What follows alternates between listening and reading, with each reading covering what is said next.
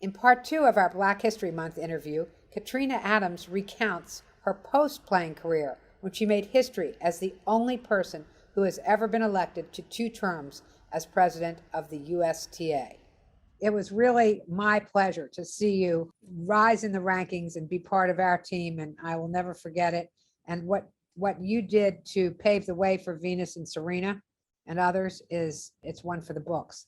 So without taking a breath, you moved seamlessly into a post-tennis career that has arguably been more significant than your playing career.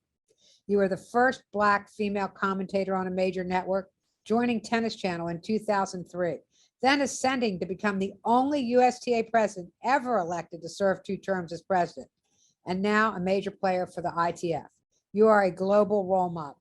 Talk about the significance of your post-player career in terms of Black History Month. Yeah, when I immediately retired, I became a national coach for the USTA. And my charge was really working with the next crop of juniors that were making the transition from juniors to the pros. And some of those charges were Shadisha Robinson, Jamea Jackson, 2 African-American girls, Carly Gullickson, and a couple other players that I got to spend a lot of time with over 3 or 4 years in helping them with their development and their transition to the ITF junior circuit, as well as a pros.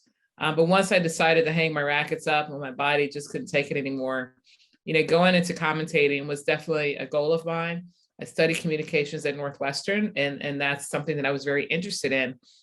But I also went into the sport as a commentator at a time where I was talking about players that I had overlapped with, i.e. Venus and Serena. Chanda Rubin was still on the tour, and others. And it was as far as women of color, but then all the other contemporaries that I had competed with or maybe coached against when I was working with the USTA. So I still had great relationships there, and it allowed me to bond even more with this group of players.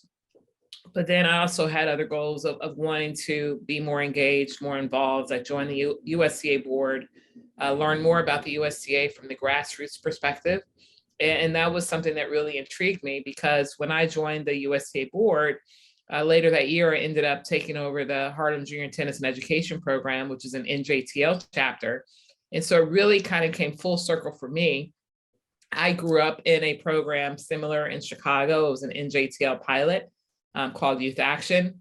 Here I am now taking over a very successful program in Harlem Junior Tennis and Education Program. And so that's kind of the full circuit of me being able to put myself in a position to give back.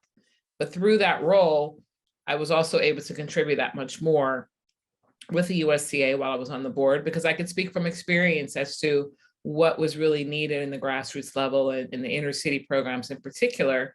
And then I just kind of, gained the knowledge of the business of the organization over time, and ascended to be its leader in 2015, which is still one of my proudest moments, because I had a say and an impact on the growth and development of tennis here in America, which hopefully some of the seeds that I planted are sprouting to be strong roots right now.